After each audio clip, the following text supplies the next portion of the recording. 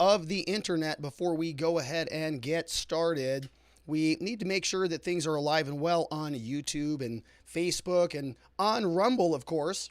And I think we're about there, so we can go ahead and kick it off into high gear. Looks like YouTube is up and rocking and rolling, so let's get started, shall we? Hello, my friends, and welcome back to yet another episode of Watching the Watchers Live. My name is Robert Gruler. I am a criminal defense attorney here at the R&R Law Group in the always beautiful and sunny Scottsdale, Arizona, where my team and I, over the course of many years, have represented thousands of good people facing criminal charges. And throughout our time in practice, we have seen a lot of problems with our justice system. I'm talking about misconduct involving the police. We've got prosecutors behaving poorly. We have judges not particularly interested in a little thing called justice, and it all starts with the politicians, the people at the top, the ones who write the rules and pass the laws that they expect you and me to follow, but sometimes have a little bit of difficulty doing so themselves. That's why we started this show called Watching the Watchers, so that together with your help, we can shine that big, beautiful spotlight of accountability and transparency down upon our system with the hope of finding justice. And we're grateful that you are here and with us today because we've got some news to get into. My voice is coming back a little bit, but we're still going to muster on through the show. We've got 3 different segments. We're going to go through them relatively quickly and make sure that we do everything we can to get to your questions. What are we talking about today? We're going to start off by doing a quick recap on what's taking place down at the border, because we now know what's happening with some of these Haitian migrants. Some of them are being flown back to Haiti. Some of them are being released into the United States, which is a little bit of a different tack than what the Biden administration said that they were going to do. Recall on Monday, Mayorkas came out and said that they were going to be sending all of the Haitians back. The border was closed and you're going home. Well, that is not really what's happening. AP is reporting differently, and so we're going to talk about what's happening there. We're also then going to take our turn over to Wuhan. Been a little bit of time since we visited there, and we're going to take a look at a new report that came out from the Telegraph telling us about this new plan that EcoHealth Alliance had been percolating many years ago before the coronavirus hit the world, and they were talking about creating these chimeric viruses. And so there's a new document that came out. We're going to read through it a little bit, and I want to show you what is actually happening here. EcoHealth Alliance, we spent a lot of time on this channel talking about Dr. Daszak. He was heading up this interesting coronavirus research, and so I actually have a copy of the document. That was a proposal submitted over to DARPA for $14 million in funding. And so we're going to take a look at what is in that document specifically. And then lastly, we have to talk about this Michale Sussman indictment. Michale Sussman is a former, or currently, a DNC lawyer. He worked with the Hillary Clinton campaign back prior to Donald Trump's election in 2016. And now he just got indicted. We have John Durham, who's been doing an investigation into the alleged Russian collusion hoax, as I've been calling it for a long time. He just got indicted because it turns out, allegedly, he was funneling information to the FBI and not telling them that he was doing so on behalf of the Hillary Clinton campaign. So we're going to go through that indictment. There's going to be a little bit of reading on the show, but I do have some clips as well, and so you're not going to have to listen to me, hopefully, too much. But we've got a lot to get to, so let's get into it. If you want to be a part of the program, the place to do that is over at watchingthewatchers.locals.com. I see people chatting away over there. We've got Brenneman, who just joined, Farmer's Daughters in the house. We have Sweet Poe, Tay, Toe in the house, along with Joey Bondolero, Deadmau 5's in the house. Over on YouTube, we've got K-Bean, we've got Vijaya, we've got Sausan Academy of Egyptian Dance, Zulu is in the house, we've got Murray Gazin, and many others. If you want to ask a question and be a part of the show, the way to do that is by using this form over at watchingthewatchers.locals.com. Submit a question. Going to do my best to get to as many of them as we can today. And a quick reminder, if you're looking for the clips on the show, those are over here at the Clips channel. Would appreciate a subscribe over there as well. All right, so let's get into the news of the day. The Biden-Kamala border crisis is still in high gear, and we're going to start off by seeing what is going on there right now. Or not right now, but actually yesterday at about 6 p.m. We have this guy, Jorge Ventura Media, and he's over on Twitter at Ventura Report. He is a field reporter. He was on the ground down there at the border, and he says he posted this yesterday, September 21st, 2021, 5:56 p.m. He says, reporting from Ciudad Acuna in Mexico, where the Haitian migrants crossed the river to the Del Rio side back and forth, he says, but I think back and forth, passing supplies over.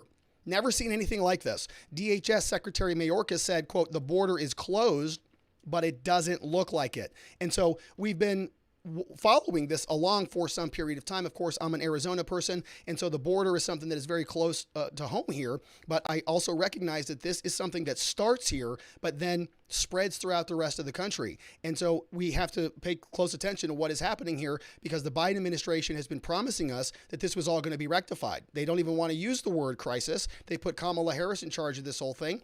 She went down, wagged her finger in a bunch of people's faces, and it is still a problem. So let's take a look at what Jorge has to tell us about what's going on there. He is reporting here from the Mexican side. It's a 1-minute clip. Let's listen in. This was happening yesterday. Here he is. So on this side, Ciudad Acuna, Mexico, here we have the Haitians behind me, Haitian migrants who are stuck here. They actually will load up their supplies, and you guys can see they've used this rope, and with the rope, they'll hold on to the rope. And you can see the man in the red shirt, he has a bag of supplies. He's actually, that's the U.S. side. That's Del Rio. You guys can see the Border Patrol is up there with a couple of Texas State Troopers. But this is happening in real time. And this is happening throughout the river, where the Haitians on this side will bring supplies to the Haitians on the U.S. side. One thing that's pretty common is that some of the Haitians actually return to the Mexican side because due to the bad conditions and only eating one time a day. So we're seeing that in real time, and them using this rope here to transport supplies over to that side. That's the U.S. side. That's Del Rio, Texas, and we've never seen really anything like this. But this is they're going back and forth, and the border is wide open. We'll give you guys all the updates as we get them here in Ciudad Acuna, Mexico. Once again, I'm Jorge Ventura, reporter with the Daily Caller. All right, so that's Jorge, and he's down there, and you can see literally there are people basically establishing a beachhead there on the Mexican side. They're carving out, right into the hillside, right on the riverbank. This guy over here is just shoveling away. They've got ropes. They've got basically people currying food and resources back and forth between Mexico and to the United States, sort of like this is more of a permanent thing. Jen Psaki said that they're not intending to stay long, and maybe she's right, because they do have sort of a transit back and forth. So obviously, not ideal that this is being allowed to be constructed. In other words, it's sort of like a third world port of entry from Mexico into the United States.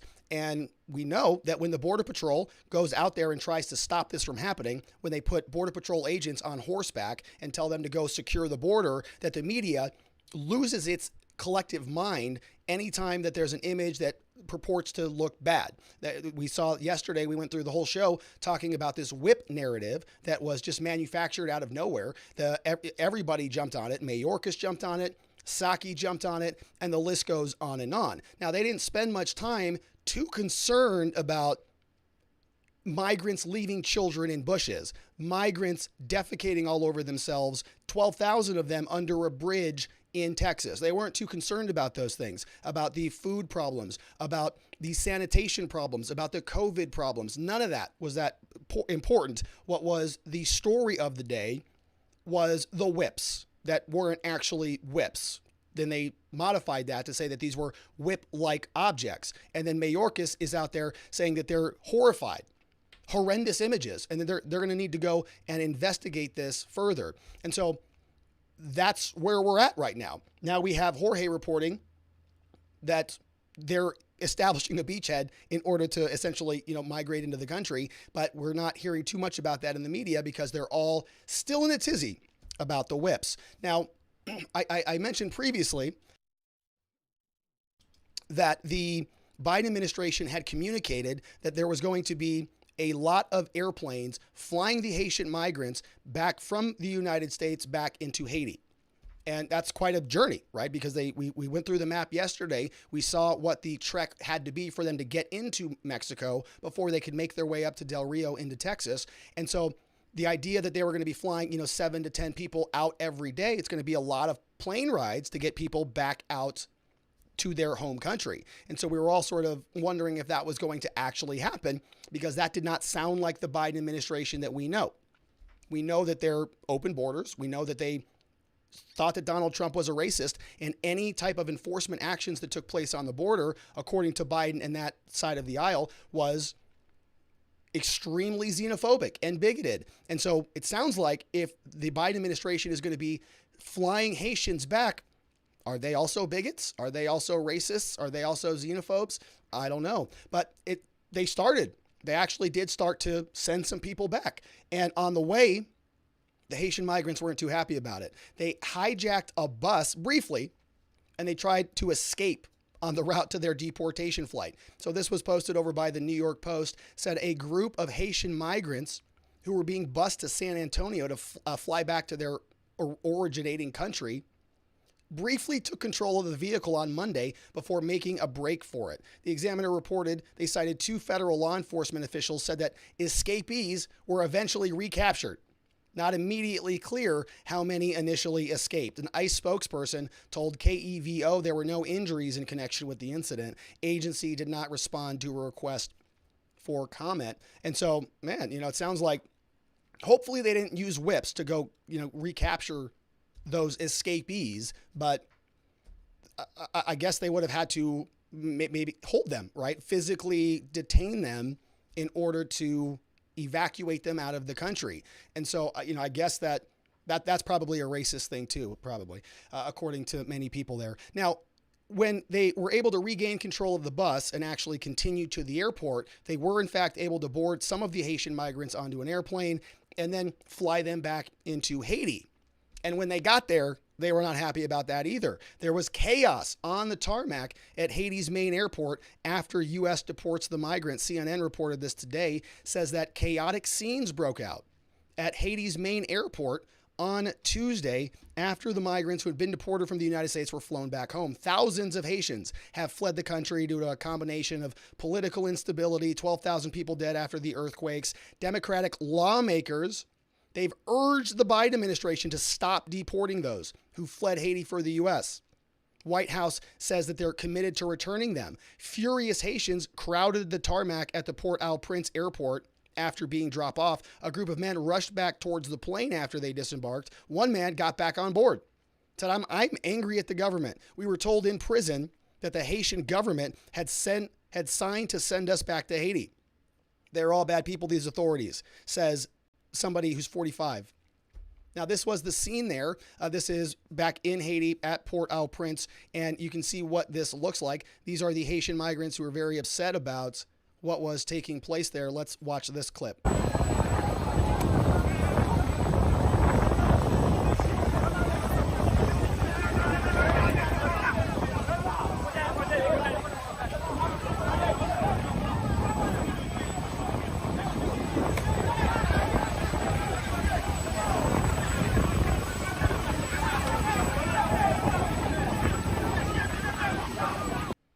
All right, so you can see that, right? Some of the Haitian migrants are throwing shoes. They're sort of, getting agitated. They just got off a long flight back from San Antonio. You know how that is. I wonder if they had to wear their masks on the planes like everybody else does. Who knows? But they were upset about that, right? They thought that they were going to get a free ride, thought that it was going to be just like Joe Biden promised, just like Kamala Harris promised, that this was not going to be the horrible racist America that they had been painting it to be for such a long time.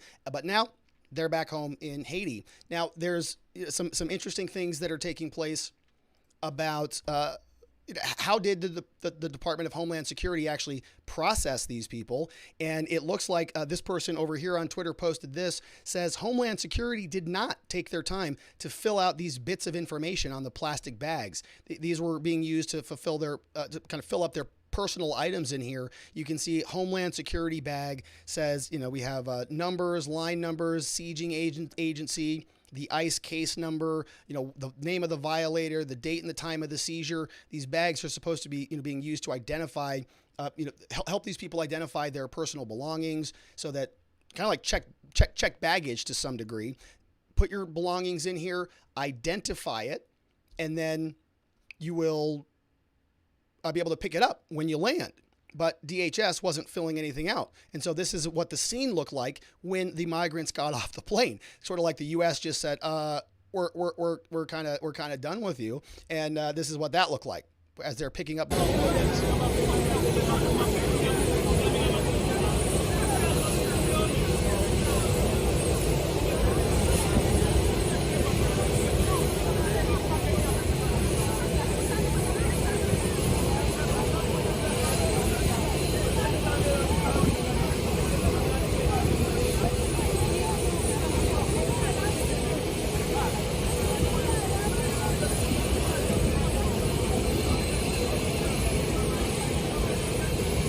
So it's just kind of a free-for-all, right? These people came over with nothing, picked up, and they're sort of delivered back home with nothing. And so, you know, the amount of hardship that these people are being put through, as I've been saying for months now, is a direct result of the Biden policy.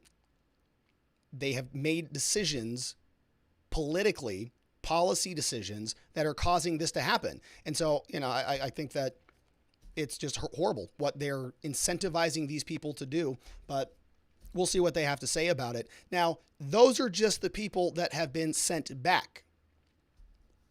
Are all 12,000 going back? No. Did you think that they were? No, of course not. AP came out, reported this today, says that officials are reporting that many migrants from the border camp are staying in the U.S. Many Haitian migrants camped in a small Texas border town are being released into the U.S., according to 2 U.S. officials. This undercuts the Biden administration's public statements that the thousands in the camps face immediate expulsion.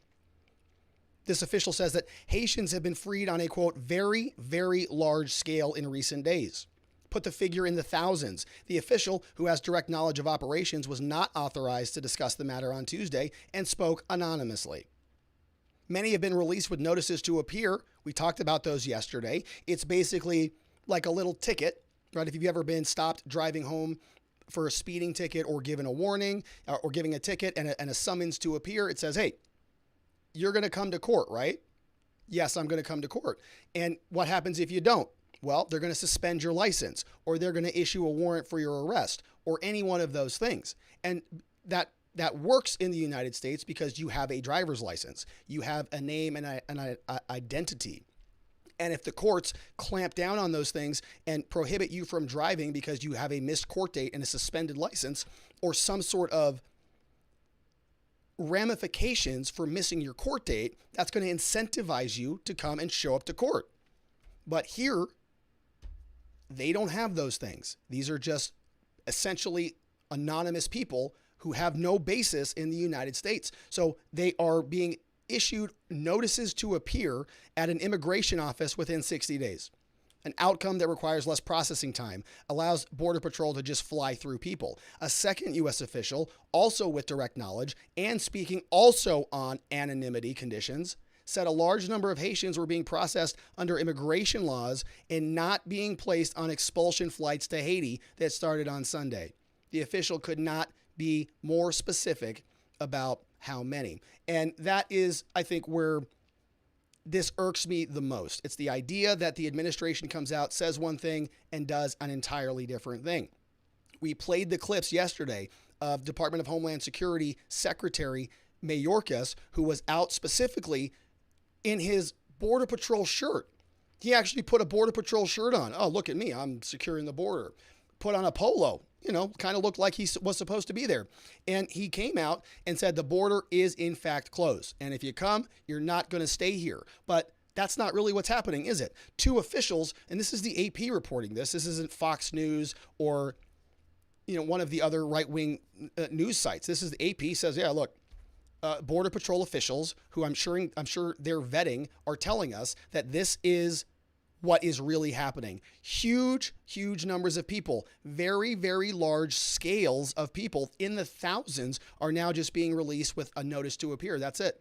Nothing else is taking place, which is exactly what you would expect, right? This is exactly what we would expect. They have been sort of hiding what's been happening at the border for the last 9 months. We saw that when there were the kids in cages, when they were stacking bodies on top of each other in space blankets, that they didn't want any images to leak out. We saw that when this was being investigated in Del Rio specifically, when Fox News was trying to fly their drones over the camps so that they could see what was going on, the Biden administration and the FAA said, you're not allowed to do that anymore. They don't want you to see what's happening. So they come out and they tell you one thing. Mayorkas says it's closed, but now we have two people speaking on condition of anonymity saying that's not what's happening at all. We're just releasing them everywhere. So this is what you get from this current leadership, and it's really insulting to the American people in every way, shape, and form. They're telling us one thing and doing another. Josh Hawley was also upset about this. We have Mayorkas, who is in front of Congress today, in front of the Senate. We have a couple clips, then we're going to jump into some questions briefly, and so get those fingers ready because we're going to jump into questions quickly today. But we've got Mayorkas here, who is in the Senate now, having a conversation with Senator Josh Hawley, and he's saying, listen, hey, your Department of Homeland Security, you are in charge of this. You plus Kamala, that Joe Biden specifically put in charge of this, are supposed to be rectifying the situation, and you're not. Do you bear any responsibility for this at all? Yes or no? Here he is. If you'd give me the opportunity. That's a yes or a no question. Do you bear responsibility for the crisis in Del Rio? Yes or no? Senator, the smuggling organizations. Yes or no, Mr. Secretary? Do you bear responsibility for the humanitarian crisis in Del Rio?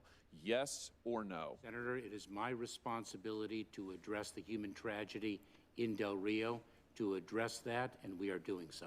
That is my responsibility, and we are executing it as the Department of Homeland. But you don't think you've played any role, and your policies have played any role in fostering and fomenting this crisis that has ensnared so many thousands of people? Senator, what we are learning from our interviews with individuals is they are receiving false information and misinformation from the smuggling organizations that traffic in the exploitation of vulnerable individuals. So in other words, it's someone else's fault. All I can say is, Mr. Secretary, is that sooner or later, this administration is going to have to take responsibility for the crisis that you have fomented at the border that gets worse day upon day. And so far, every time we hear from you, it's somebody else's fault. Something's going to happen later. It's quite unbelievable. Thank you, Mr. Chairman. Yeah. So that's Josh Hawley. Now, the reason I wanted to play that clip specifically was because you heard Mayorkas say, he came out and said, well, yeah, we're going to deal with the challenge is the language that he continues to use. Hawley comes out and says specifically, did your policies create this? Because we know that there was a pretty significant policy shift that happened back in January of 2020. We know specifically that Donald Trump had a remain in Mexico policy that got reversed. And weird, after that happened, the border started to change pretty dramatically. Maybe it was a policy decision that caused all of this to happen. And he asked Mayorkas about that specifically. Are you going to go talk to Biden about this? Are you going to go talk to Kamala about this? And see if you can come up with a solution to maybe stop this from happening. 200,000 encounters in July and August. And it doesn't seem like it's stopping. In fact, it seems like it's getting worse. And it seems like that the migrants have a lot of incentives to continue to try. Why? Because they're going to be successful. Because even though the administration comes out and says, no, you're going home, they're not. They know.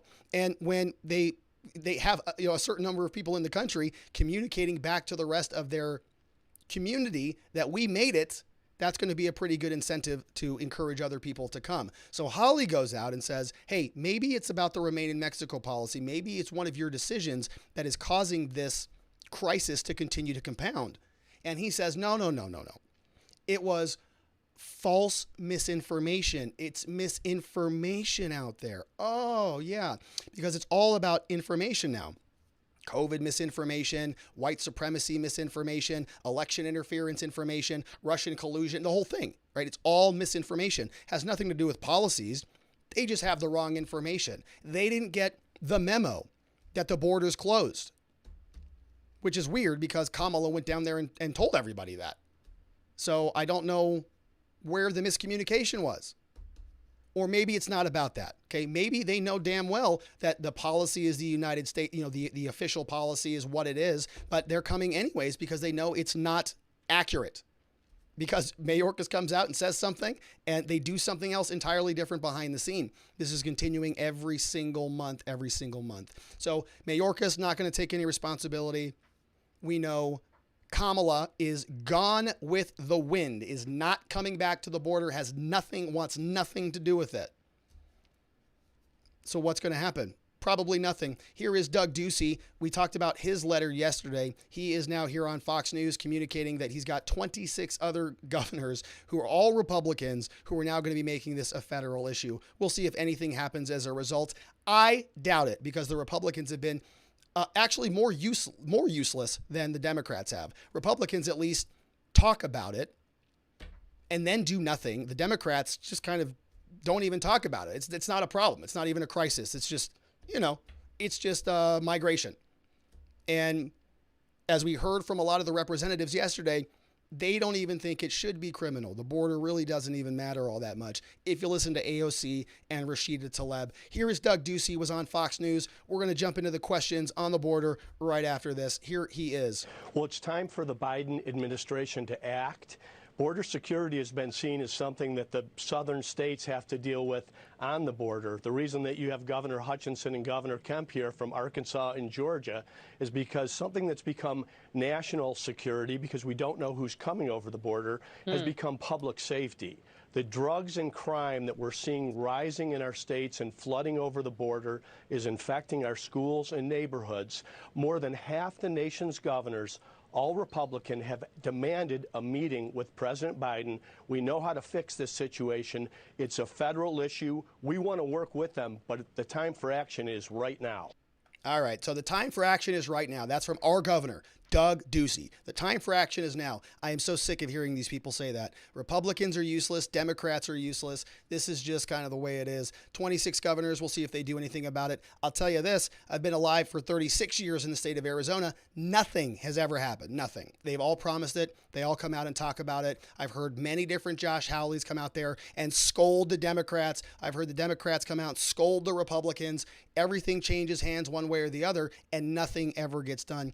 Quite frustrating, but it is, I think, the way that the country's, going to continue to go until there's actually an awakening in this country that maybe a border is necessary for certain reasons, like national security, like economic protection, so that we don't create a slave class of human people that are getting exploited by both of the parties. All right, let's jump into the questions from watchingthewatchers.locals.com. See what you have to say here. We've got former LEO says, oh, wait.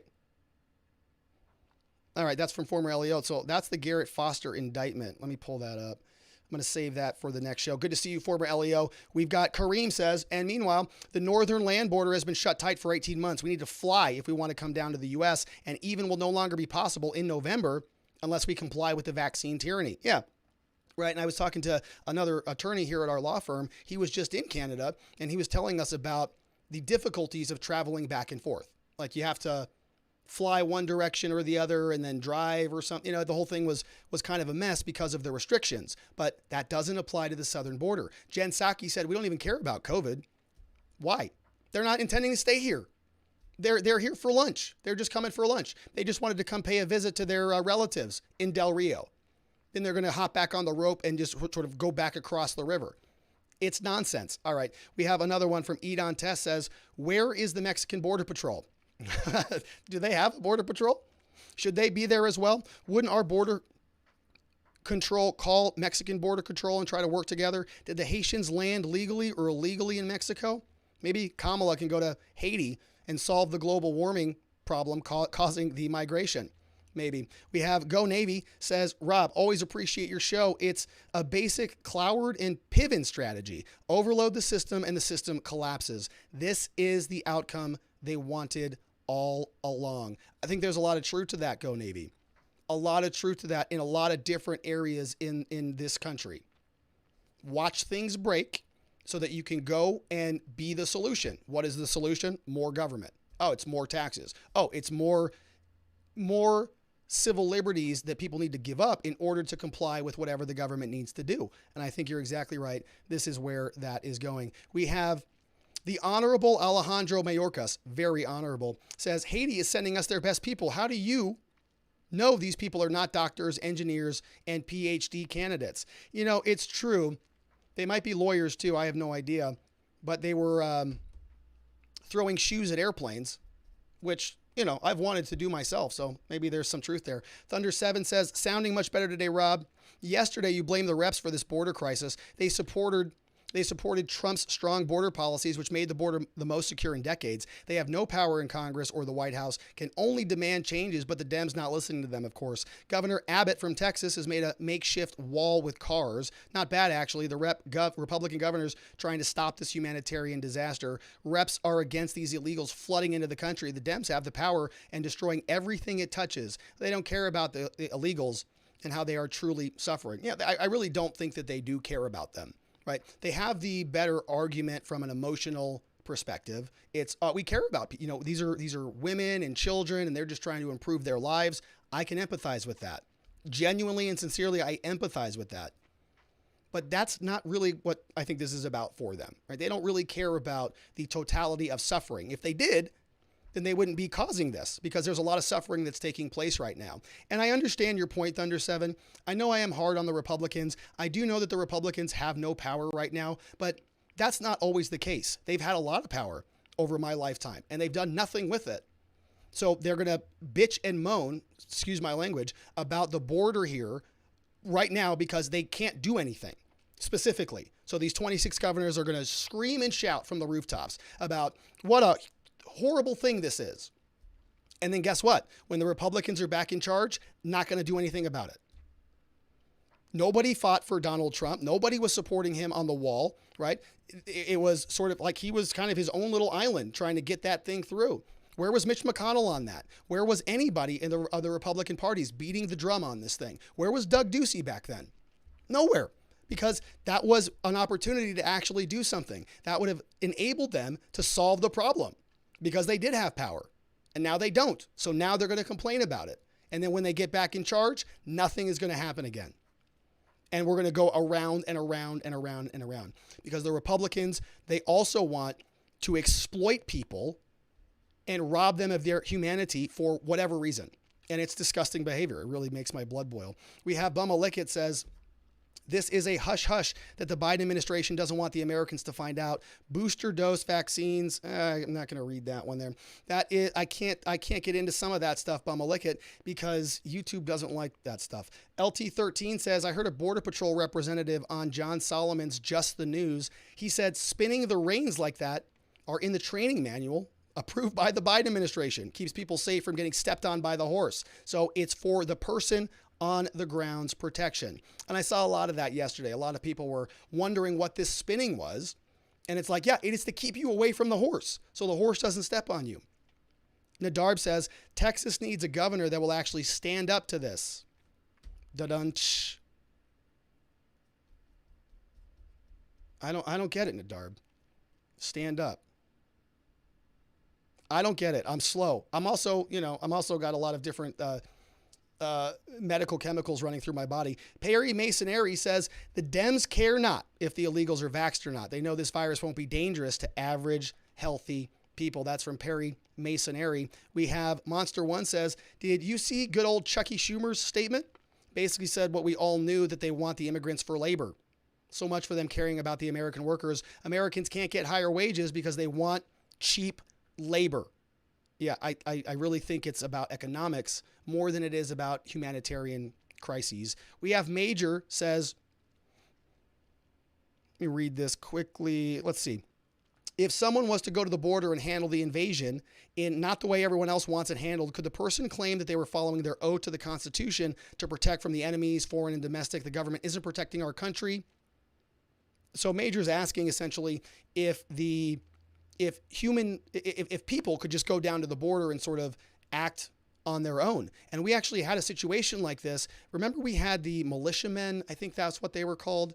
This was years ago. I think back when W was in charge, or the Minutemen. Yeah, the Minutemen. I think we had those in Arizona. It was a group of people that would just go down to the border and just kind of sit on lawn chairs. And there was a lot of national outrage about that. People, oh, you're not law enforcement agents. You can't do that.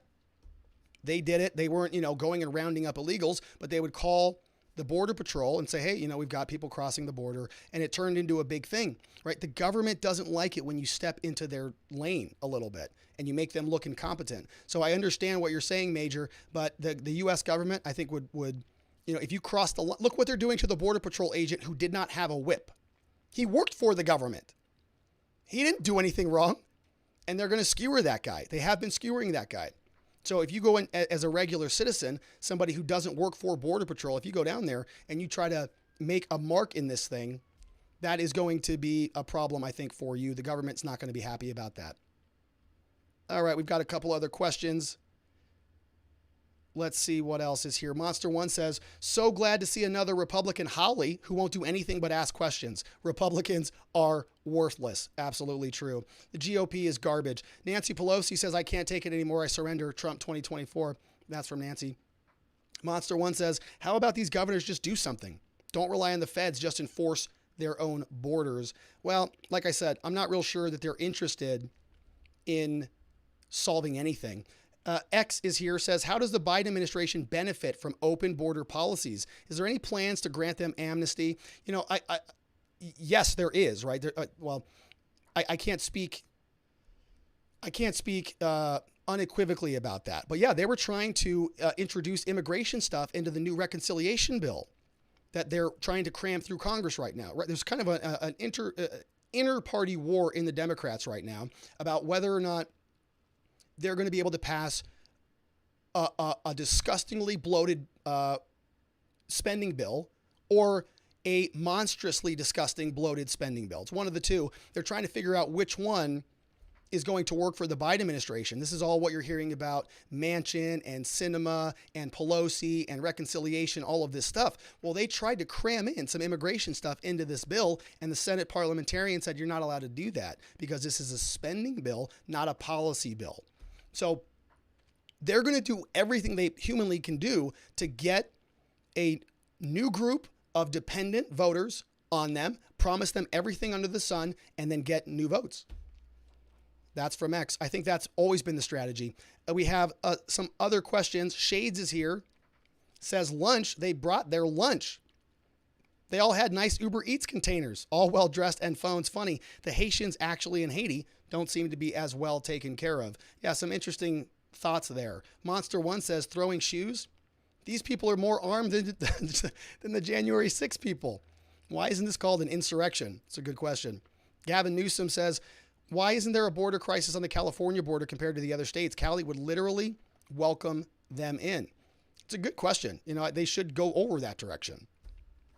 No horseback riding Border Patrol agents with whips over there. Miles Away is here, says, the Global Immigration Compact signed by Obama promises education, housing, jobs. It's a UN program that's fueling the drive for immigrants to take thousands of miles of trek to our border.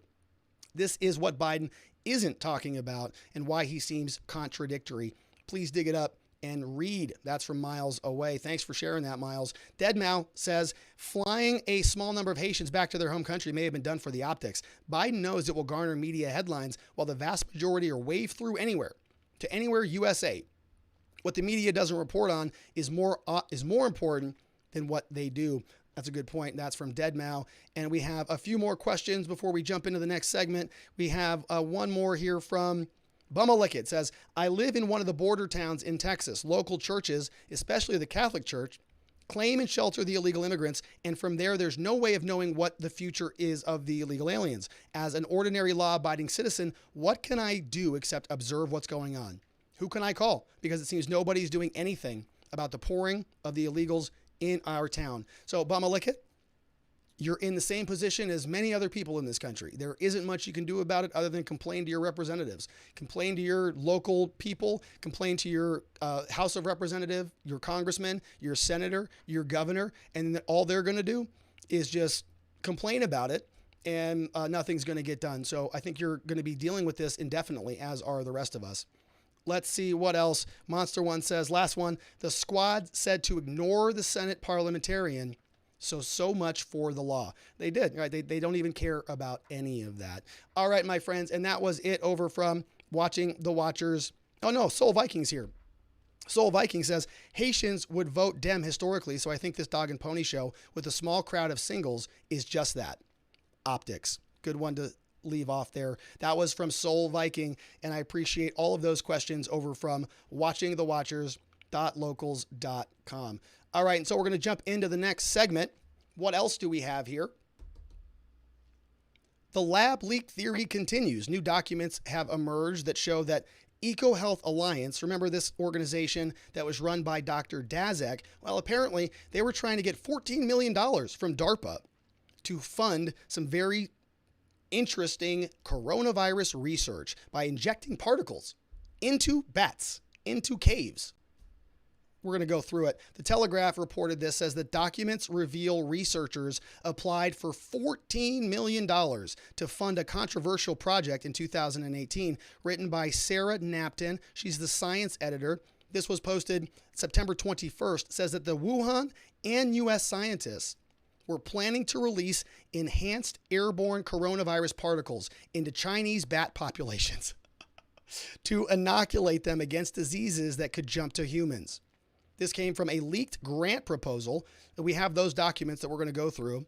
They came from 2018. New documents show that just 18 months before the first COVID-19 cases appeared, researchers had submitted plans to release skin-penetrating nanoparticles and aerosols containing, quote, novel chimeric spike proteins of bat coronaviruses into cave bats in Yunnan, China. They also plan to create chimeric viruses genetically enhanced to infect humans more easily, and requested $14 million from DARPA, which is the Defense Advanced Research Projects Agency. Papers confirmed as genuine by former Trump people show that they were hoping to introduce human-specific cleavage sites to bat coronaviruses, which would make it easier for the virus to enter human cells. And you're going, what? Okay, so we have been spending a lot of time on this channel. On my other channel, Robert Gruler, ESQ, without live or without clips, I went into a lot of detail about that Nicholas Wade article that talked about a lot of these hints. The hints here were these cleavage sites where they would be taking two different viruses and sort of mashing them together. The analogy that we've used here on the show regularly is sort of like a Frankenstein. If you're going to be creating a Frankenstein monster, you're going to take a torso and you're going to take a head and you're going to attach it right here at the neck.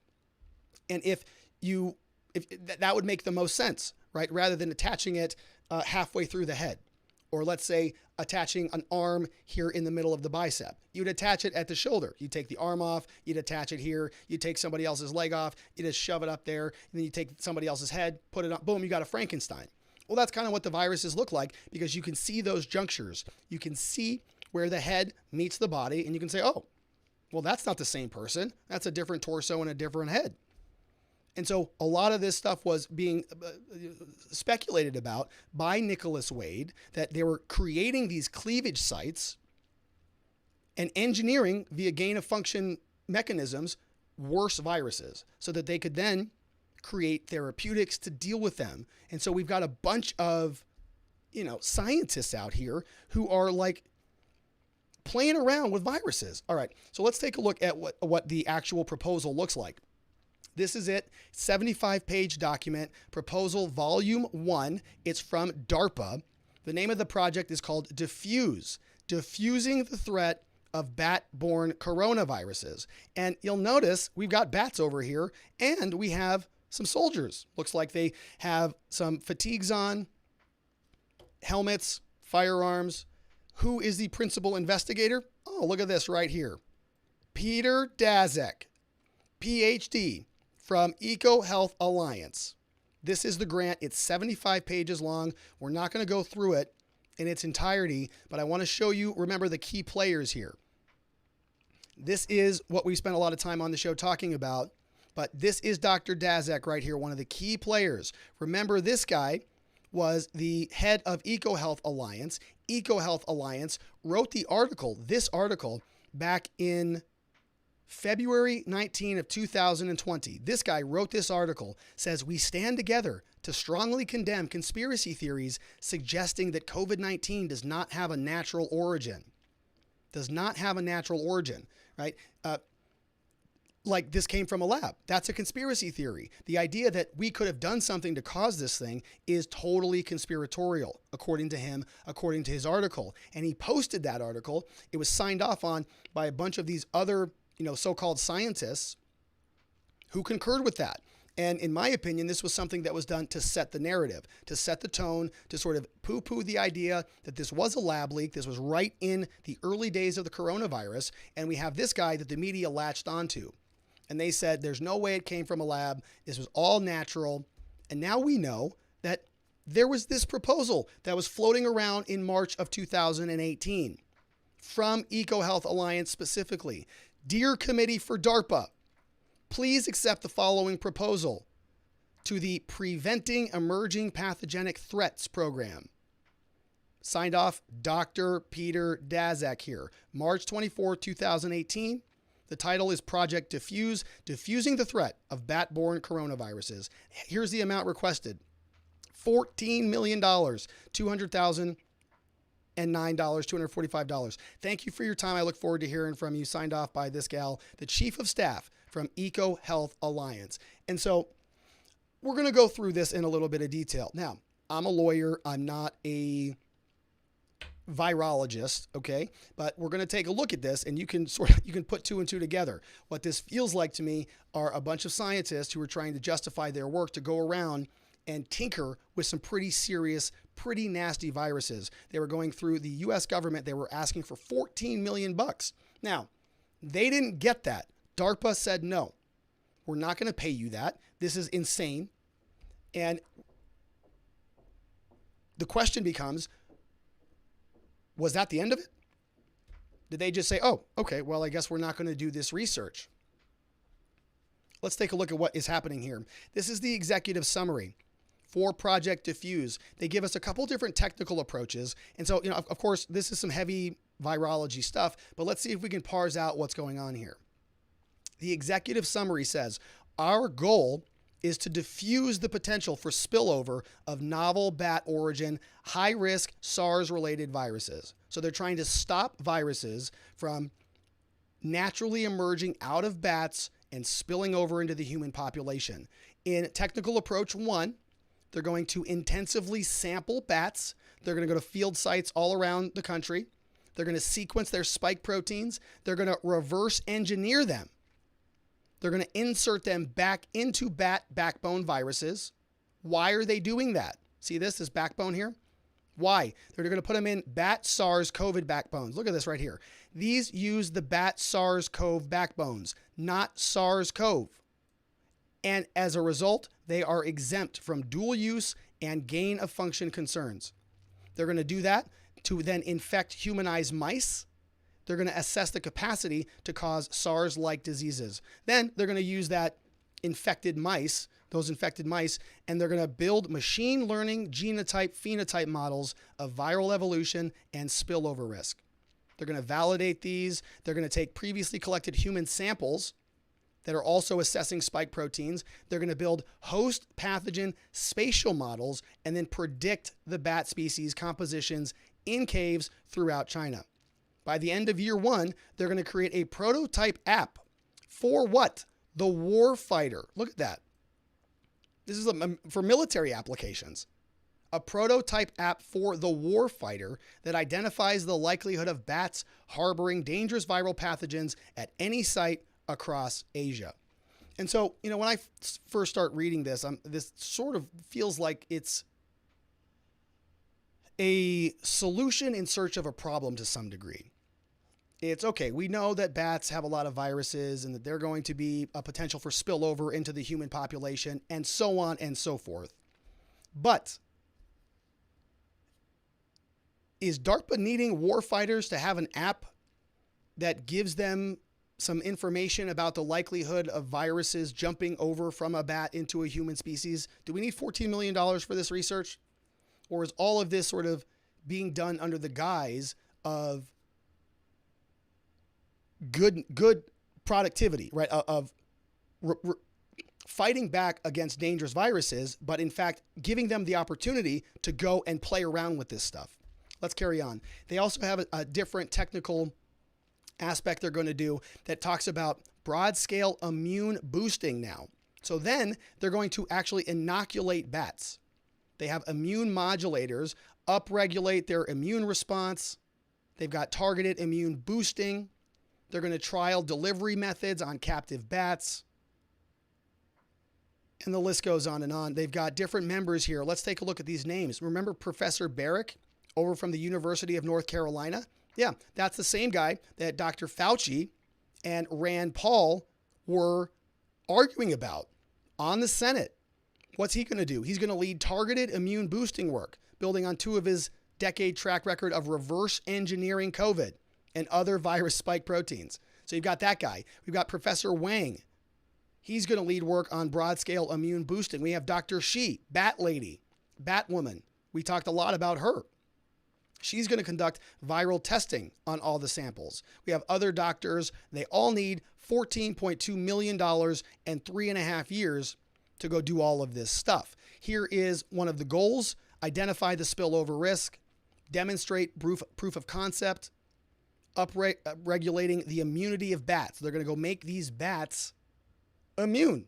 They're saying that bats harbor more viruses, and therefore we need to make sure that we go out there and figure out how to deal with these bats. They are a clear and present danger to our military, they say, and a global health security because of their circulation and the evolution in bats.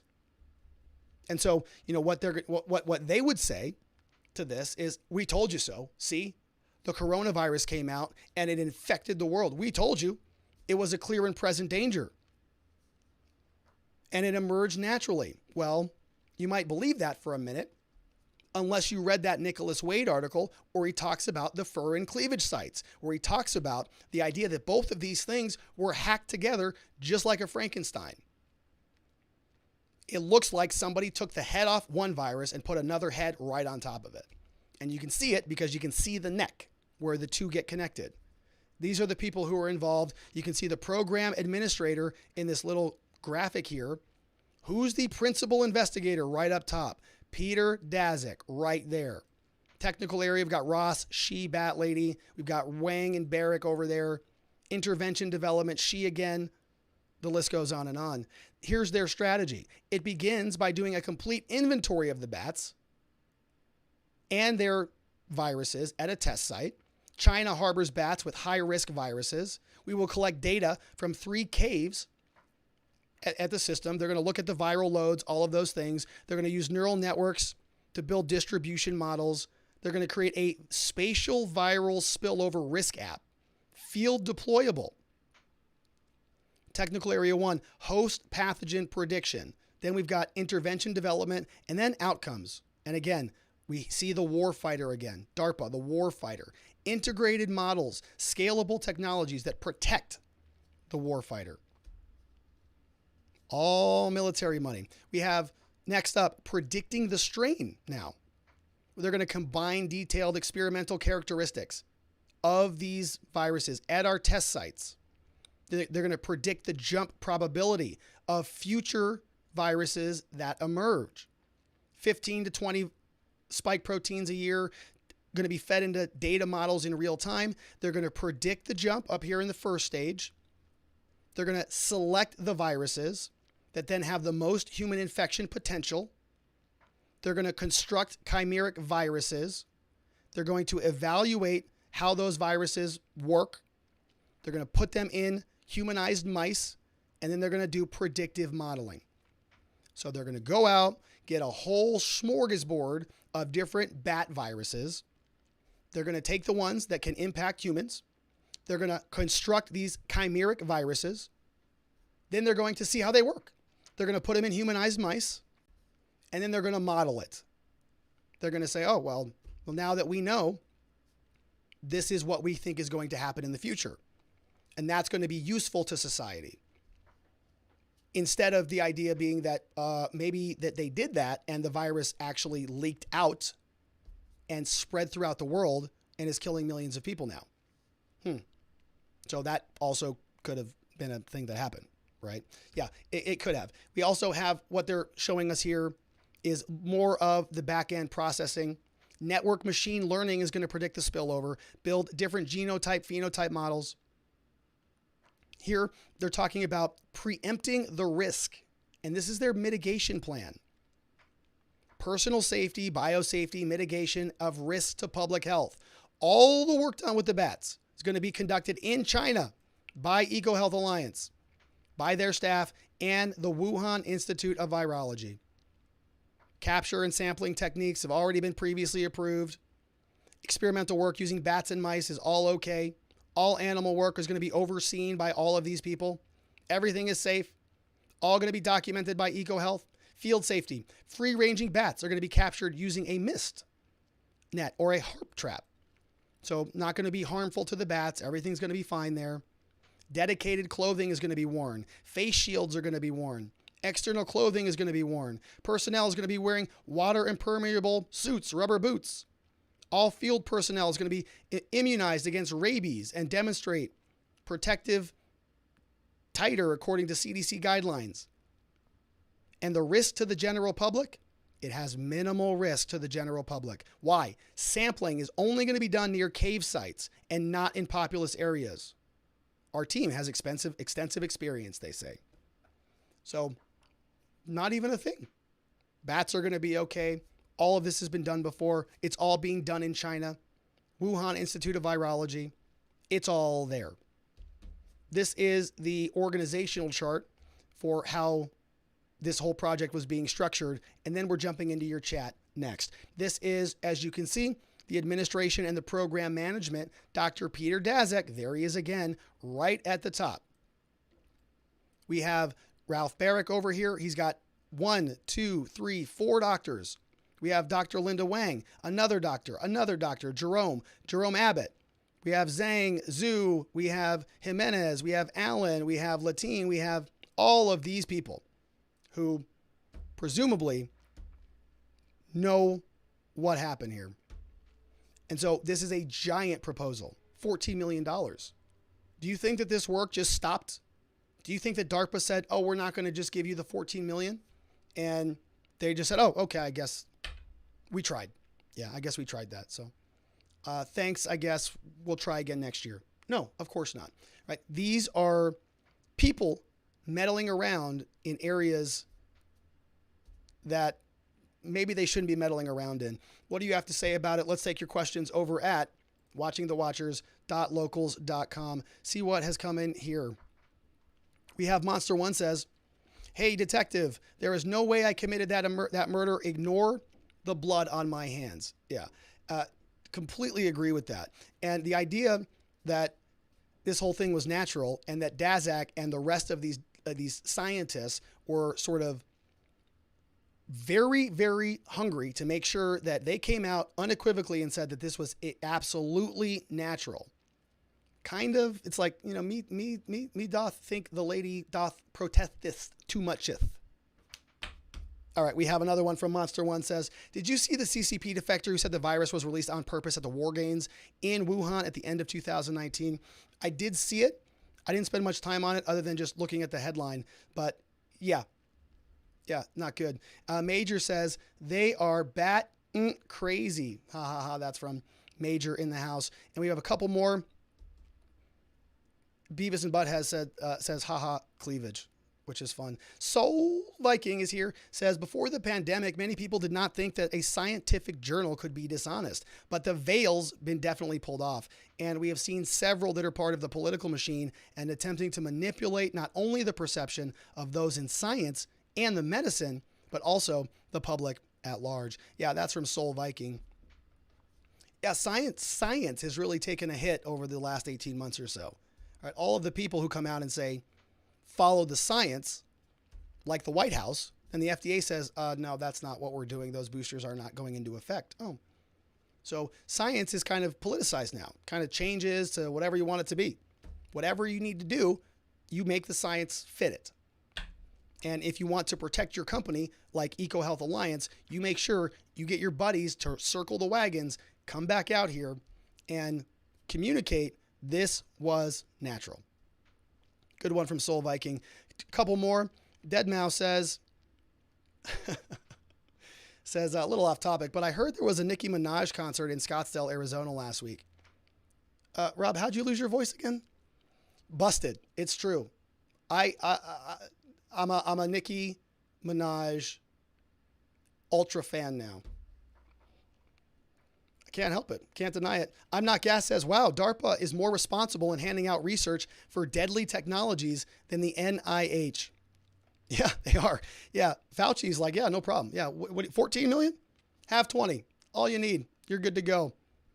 We had a super chat come in from Josh. Oh my gosh, says, why not vote for libertarians that advocate for small government? Forget the Dems and the Republicans, which I love. Totally agree with that on you there, Josh. Thank you for the super chat and for the support. I appreciate it. All right, my friends. So those were great questions over from watchingthewatchers.locals.com, and I appreciate all the love and the support. We've got one more segment here today. And what are we talking? Oh, yeah, Michale Sussman. The Sussman indictment, yeah. Oh, yeah. Russian collusion. It is now 2021, and you probably thought that not going to hear that again, but we're going to do a quick revisit down memory lane. Remember when that's all anybody could talk about? Donald Trump just got elected. Hillary Clinton was very upset about it, said that this whole thing was stolen, that Trump was Putin's puppet. Remember all of that? And it resulted in an impeachment proceeding. Donald Trump was impeached over it. All sorts of different collusion allegations. The stripper P-tape story, the ambassador phone call, the bank collusion. The list goes on and on and on. And so let's just rewind back and make sure we recall just how over the top the media was. Here is a trip down the media memory lane. Trump, Putin, Russian collusion. Trump, Russian sort of collusion. Trump, Russian, possible collusion. Trump, Russian, metal collusion. Trump, Russia, possible collusion. Trump, Russian, potentially collusion. Trump, Russia, possible collusion. Trump, Russian, possible collusion. Trump, Russian, collusion. Trump, Russian collusion. Trump, Russia, possible collusion. Russian hacked our election. Here comes a big change. Because all of a sudden, Trump, Russian, possible collusion. Russian collusion. Trump, Russian, possible collusion. Trump, Russian, possible collusion. Trump, Russians, collusion. Collusion with the Russians. Trump, Russia, possible collusion. Trump, Russia, possible collusion. Prove collusion. Prove collusion. Was there collusion? Absolutely. Trump, Russia, possible collusion. Trump, Russia, possible collusion. Trump, Russia, possible collusion. Trump, Russia, possible collusion. Trump, Russia, possible collusion. Trump, Russia, possible collusion. Trump, Russia, potential collusion. Trump, Russia, potential collusion. And the Kremlin and be in collusion with Putin. And the Kremlin and be in collusion and Putin. And the Kremlin and be in collusion with Putin. And the Kremlin and be in collusion. This president in collusion with Putin. And the Kremlin and be in collusion. All right, so no, I did not make that. I see somebody ask it. I did not make that. The link is in the slides. Somebody else on YouTube made that, but it is brilliant, right? Because that's all we heard for about 18 months or longer than that. We're still hearing about it. And so that's what the media was going hog wild over. Now, we've covered a lot of this garbage. It's all been a hoax.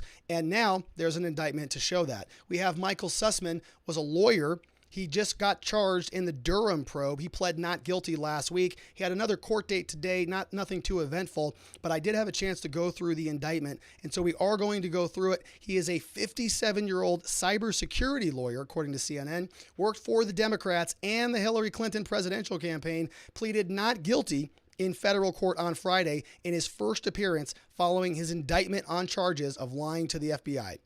It was a 2016 meeting where he shared the information about the Trump organization and Russia. So we're going to go through the indictment. Let's do a quick little trip down memory lane and see who the key players are. Over here, of course, we have Durham, Mr. Durham, who is leading the probe. And down here, we have Michale Sussman. So Mr. Durham was investigating the origins of the probe. The FBI, remember, was doing this Trump-Russia probe. They accused Sussman of, Durham accused Sussman down here of making a false statement to the FBI. Sussman used to work at a law firm called Perkins Coie. He represented the DNC, the Democratic National Committee. Now he's being represented in the criminal case by a different law firm saying that he committed no crime. Prior to his time, he worked as a director of a special task force to investigate Enron. In 2005, Mr. Burke, okay, so let's see what else. Yes, okay. Comey agreed to launch the FBI's probe into the Russian interference in 2016 and to investigate the alleged ties between Russia and members of the Trump campaign. Trump then fired Comey in May 2017. Okay, so that's a little bit of the backstory there. There are so many different facets to this Russian collusion nonsense, but this involves a DNC lawyer, somebody who used to work for Hillary Clinton and the DNC, and he just got indicted. So this is the indictment. Hat tip over to Technofog, who pulled this indictment. Grand jury is saying here, in or about late October 2016, and this is very important, October 2016 was 1 week before the 2016 presidential election. This was an October surprise. Multiple media outlets reported the U.S. government authorities had received and were investigating allegations concerning a secret channel of communications by Trump and a Russian bank. You see that Russian bank here, one. October comes out, polls are getting tight. Hillary Clinton and her team are going, oh my goodness, are we going to lose to this orange man? So they have an October surprise. They've been concocting this thing for months now. So boom, October hits, Trump, Russia collusion, we've got the goods. According to one of these articles that was published by a major newspaper, intelligence officials possessed information concerning, quote, what cyber experts said appeared to be a mysterious computer back channel between Trump and Russia. Uh-oh. The article further, a mysterious computer back channel. Wow, I wonder what that could be. The article further reported the FBI had spent weeks examining computer data, showing an odd stream of activity to a Trump organization server.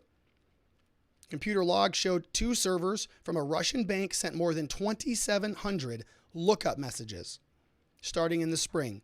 Other articles were assembled by an anonymous computer researcher using the name T. Leaves.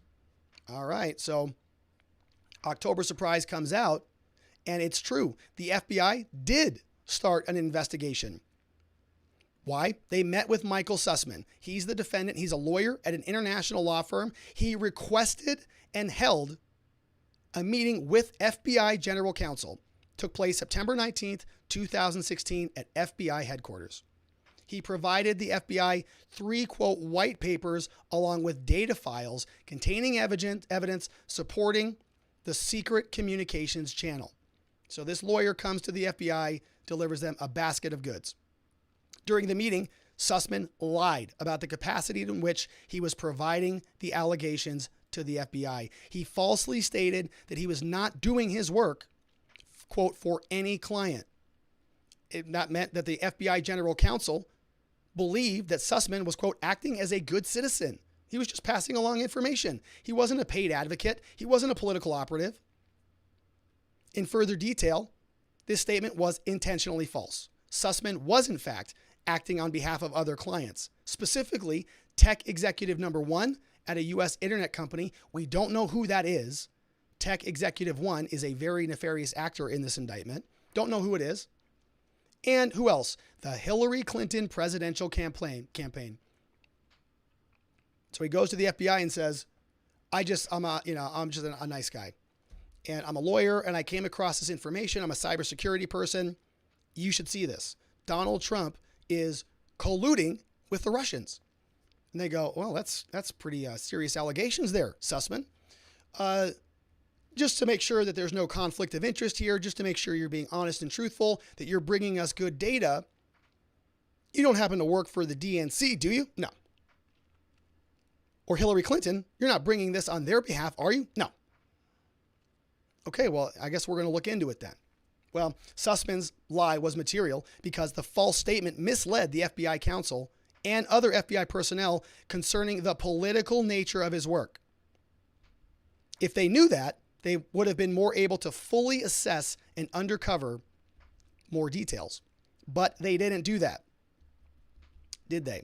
They weren't able to assess the motivation of him or his clients. Now, they say that had the FBI uncovered the origins of the relevant data and analysis, it might have learned that, among other things, in compiling these allegations, tech executive number one, this nefarious actor, exploited his access to non-public data at multiple internet companies to conduct opposition research concerning Trump. So some nefarious actor is accessing internet data. The tech executive listed researchers at a US-based university. They were receiving and analyzing internet data in connection with a federal government cybersecurity research contract. They coordinated and orchestrated everything with the Clinton campaign that Sussman gave to the FBI and the media. So the whole thing was actual collusion between Sussman, tech executive number one, research assistants at US-based universities, and the Clinton campaign.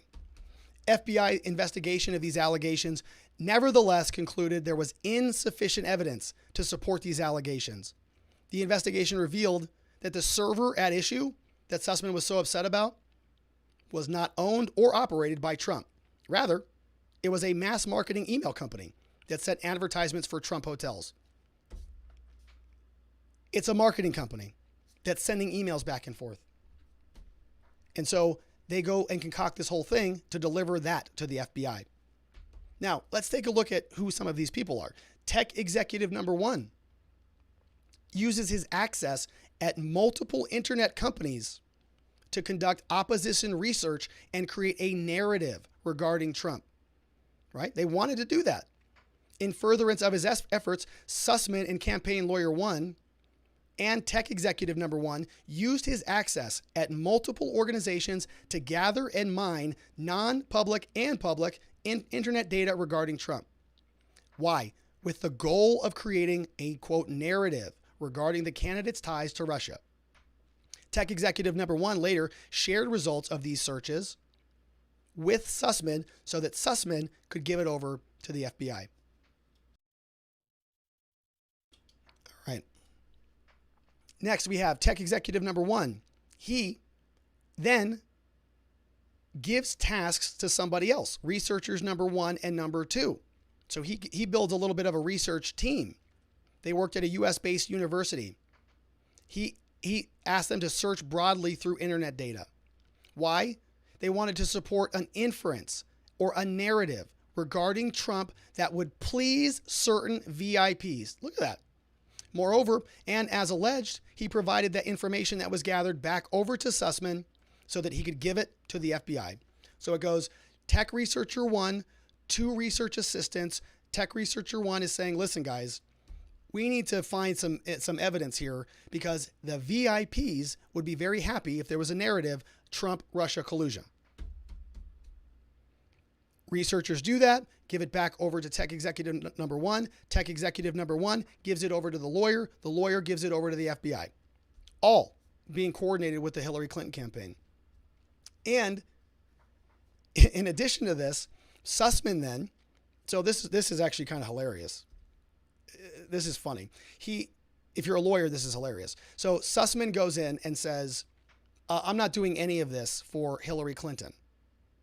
I'm just a good citizen, FBI. That's what he's being charged for misrepresenting that data. So he goes and says, I'm not doing any of this for Clinton at all. But then guess what? He billed the Clinton campaign for it. He sent him a bill for all this work. He bills the Clinton campaign for the communications with tech executive number one and the lawyers. Law firm billing records, it was HFAAC Inc. On July 29th, he says he billed his time in this meeting to the Clinton campaign under the category General Political Advice with the billing description, quote, meeting with campaign lawyer one and others regarding a confidential project. All of the other billing entries he billed to the campaign of Clinton are general political advice. So this guy has the gall to go into the FBI and tell them, I'm not working for them. This is not for them. But then drafts a bill Pay my bill for this confidential project. That's bold. He also, on August 22nd, leading up to the election, Researcher 1 emailed the aforementioned recipients expressing doubt regarding the bank allegations. He raised concerns about the researcher's bias against Trump. So let's frame that out just a quick minute. Tech executive number 1 says, I need you to go find this stuff. Researcher number 1 goes and looks for it. Somebody else is saying, well, we've got some information here, but I don't know how good this is. Sounds like it might not actually be legitimate. And he raises concerns about it. He says specifically, let's for a moment think of the best case scenario where we are able to show somehow that DNS communication exists between Trump and Russia. DNS is an internet protocol, so they're trying to monitor the conversation. Researcher says, how do we plan to defend against the criticism that this is not spoofed, meaning fake, that this is not fake traffic we're observing? There's no answer to that. He says, let's assume again that they are not smart enough to refute our, quote, best case scenario. Tech executive number 1, do you realize that we will have to expose every trick we have in our bag to make a very weak association? Let's all reflect upon that for a moment. Sorry, folks, but unless we combine NetFlow and DNS traffic collected at critical points between suspect organizations, we cannot technically make any claims that would fly public scrutiny. The only thing that drives us at this point is that we just do not like Trump. This will not fly in the eyes of public scrutiny. Folks, I'm afraid we have tunnel vision. Time to regroup? Researchers saying, yeah, all the data here is garbage. It could all be faked, essentially. It could all be spoofed. And if somebody looks at our research and raises that critique, what are we supposed to do about that? Maybe we are off base a little bit. But no, that didn't shake the hoax that was going on. They needed to get their October surprise in. And so they just kept driving it forward. So Sussman then, in spite of that researcher objecting to what's happening here, they prepare the white paper anyways. They summarize the Russian bank allegations. Despite those views that there was a red herring that should be ignored, all the people began to draft, review, and revise a white paper summarizing the allegations Sussman would later give to the FBI. And guess what? He continued to bill time on these matters to the Clinton campaign. Just kept billing them. He's doing work. He's working. He should get paid for it. Sussman then makes a false statement to the FBI General Counsel. September 19th, he met with the General Counsel to talk about these bank allegations. He stated falsely he was not acting on behalf of any client. Led the FBI General Counsel to believe that he was conveying allegations as a good citizen and not for any client. He said he'd been approached by multiple cyber experts. He gave the name of those people, but did not mention tech executive number 1, did not mention Clinton campaign or anybody else. Left that stuff out. Immediately after the 19th meeting, FBI conveyed the substance of the meeting to counsel, took those notes, and again, Sussman billed Clinton for it. Work and communications regarding a confidential project. In the days following those meetings, Sussman then made false statements that skewed the FBI.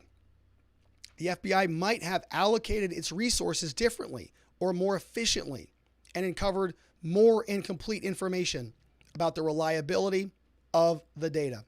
But they trusted him, which was a mistake. Then Sussman goes in front of Congress and basically admits everything. In December 2017, under penalty of perjury, goes in front of the House Permanent Select Committee and says, he gets asked a question. In December, when you came and spoke with us, were you doing that on your own volition? He says, no, I wasn't. So did your client direct you to have those conversations? Yeah. And your client was witting that you were going to disclose this information? Yes. Okay, so you mentioned that your client directed you and they asked you to disseminate that information. Is that correct? He said, yeah. So he basically is admitting that the whole thing was fabricated. Then we see here, count 1, He did willfully, knowingly, materially make a false and fraudulent statement. He stated to the FBI he was not acting on behalf of any client. He was. He was working for Hillary Clinton and tech executive number 1. Signed off on here by John Durham, special counsel. So we're going to jump into questions from you here in a quick minute. But who is going to be working on this case? The Washington Times is reporting that there's a lot of Democrats already involved. So that's fun. The list of the inside the Beltway legal players include a trial judge who appears to have a background connection to the FBI's original Russia investigation. Judge's name is Judge Christopher Cooper over here, who is overseeing the case against Mr. Sussman. He's married to another attorney named Amy Jeffries, who represented former FBI lawyer Lisa Page. Miss Page was a top lawyer on special counsel Robert Mueller's team in the original Russia-Trump collusion hoax.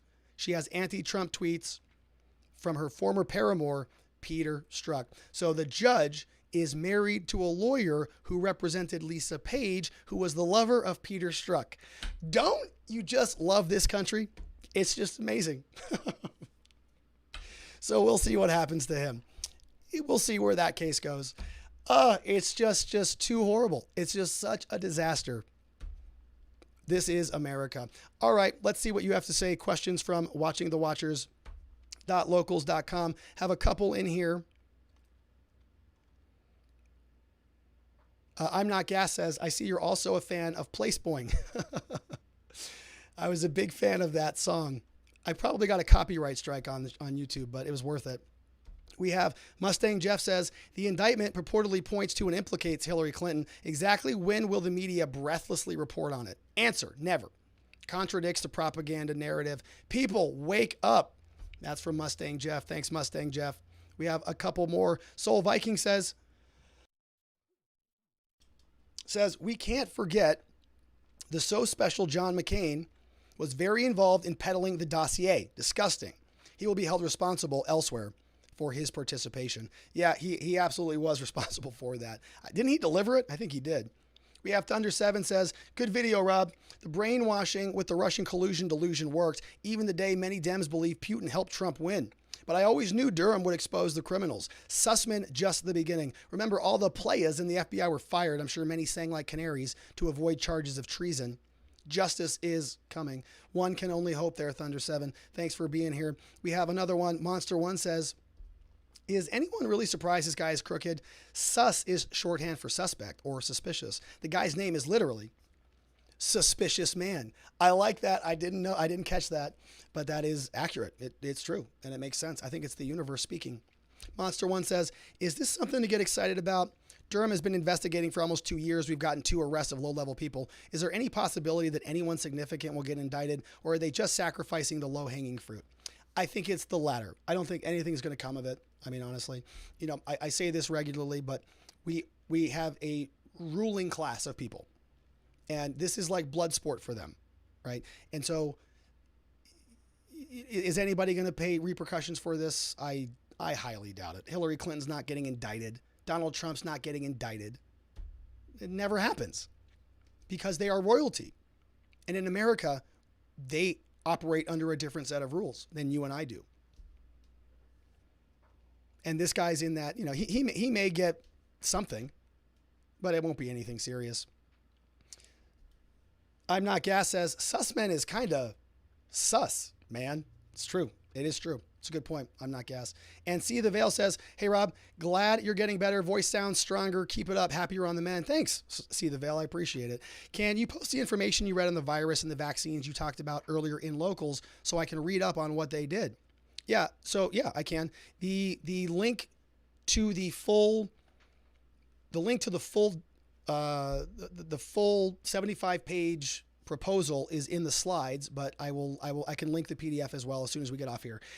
Regarding the Russiagate, it's sad that there are people within campaigns who hate people so much they falsify information and create a problem that affects the operation of the USA. Yeah, and it puts people in jail. These people need life in prison. They need to have judges with no ties to either campaign to oversee the trials. Any chance someone can push for a change of judges? Yeah, so they can. There are mechanisms for that. It's called a notice for a change of judge, right? And so, we'll see where this goes. It's still a new case. The prosecutors aren't going to want a different judge, and maybe Durham might. We'll see. I doubt it. We'll see if that changes, but I doubt it. We have some super chats that came in. Curtis Bartles in the house says, great reporting, R&R, Arizona Audit Friday. Thoughts? I'm looking forward to seeing what is in there. I've been a little bit cautious with the Arizona audits and things like that. There's a lot of people saying things, I think, that are based more out of wants and desires, right? Out of idealism. A lot of people are promising a lot of things there that I kind of find hard to believe, but I want to see some actual stuff, right? Everybody's talking all day. TikTok, it's coming, it's delayed, it's coming. Let's see it, then we'll analyze it. And so I've just been reserving my judgment until we get there, but I'm looking forward to seeing it. Absolutely am. And it's going to be fun. We'll cover it if we can. We have Jenny B says, Durham, the stealth bomber, incoming fire. We'll see. We'll see what he's been doing for 2 years. This is a solid indictment. Is anything going to come of it? Is this the end of it or just the beginning? We don't know. We're going to have to wait and see. Alex Bogey is here, says, any chance Hillary can be subpoenaed as a witness? It's a good question, right? So it sort of depends on what her level of involvement was. Now, she's going to be absolutely non-responsive here, right? She's going to disassociate herself from anything that took place here, of course. And there's layers of people, but we don't know who tech executive number one is. We don't know who these other people are. If it's somebody who's in her close proximity, if Durham can make a connection that she had some actual knowledge about this that's relevant to the investigation, and this continues to move forward, then he could try that. But it's the same thing, right? They've been trying to pin Donald Trump down for years, and they can't do it. So Hillary's going to have that same type of legal team and a defense. We have Jennifer here with no question but a super chat. I think that's the Jennifer who gave us the slippery elm over here, the throat coat. Get that throat coated with that slippery elm. Thank you, Jennifer, for the super chat and for the slippery elm throat coat. And we have one more over from watchingthewatchers.locals.com. Monster One says, I disagree about Trump. I think they will indict him to prevent him from running, even if it's for something completely BS. If he's tied up in court, he can't run for president. That's a good point, right? It doesn't even have to be anything consequential. Just the fact that you're going to have those same idiots who are out there, Russia collusion, Trump, Russia collusion, right? Doing that ad nauseum till the end of day. They're going to do the same thing with indictment, federal indictment, federal indictment, federal indictment all day long. And a large portion of this country bought the Russia collusion hoax, and maybe they'll pick that one up as well. Those were great questions, all from watchingthewatchers.locals.com. I appreciate all the love and the support. Want to welcome some new members who signed up with us very recently. Before we get there, Texas just super chatted, says he didn't think we going to get that. He didn't think we going to get caught. That's why he kept on billing these people. And Rob can say Trump sue the internet company that was spying on his team. That's from Texas. Well, thank you for that, Texas.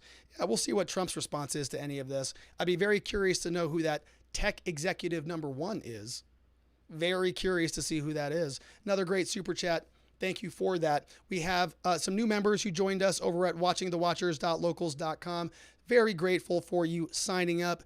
Even in the midst of my strangled cat voice, we have Miles Away 71 who joined. We have Kendra who joined up for the year. We have Brenneman who signed up as well. Brenneman's over in the chat. Shout out to Brenneman. We've got Anon 4234234 who signed up, along with Earth Boy also in the house. Beth Coddington just chimed in with a lovely super chat saying, stay on the mend, Robert. Great to see you. Welcome to all the new watchers who are signing up and joining our community. And Texas also said, could Trump sue the internet company and the CEO and the people who took part in the research for a violation of privacy? That's a great question, And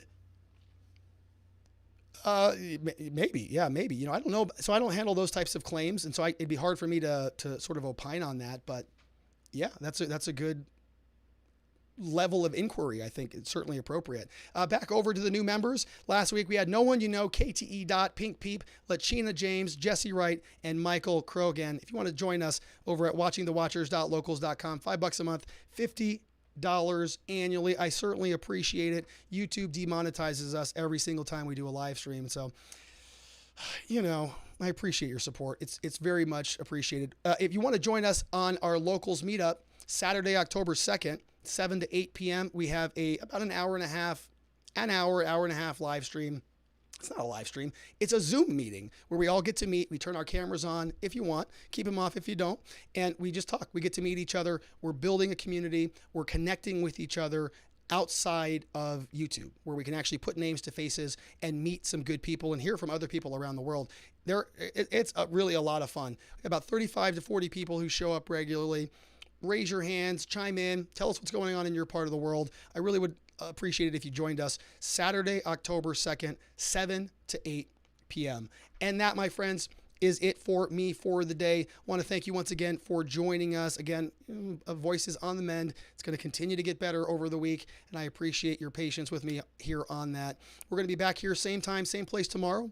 4 p.m. Arizona time, 5 p.m. Mountain, 6 p.m. Central, 7 p.m. on the East Coast. And for that one Florida man, everybody else, have a tremendous evening. Sleep very well. I'll see you right back here tomorrow. Bye-bye.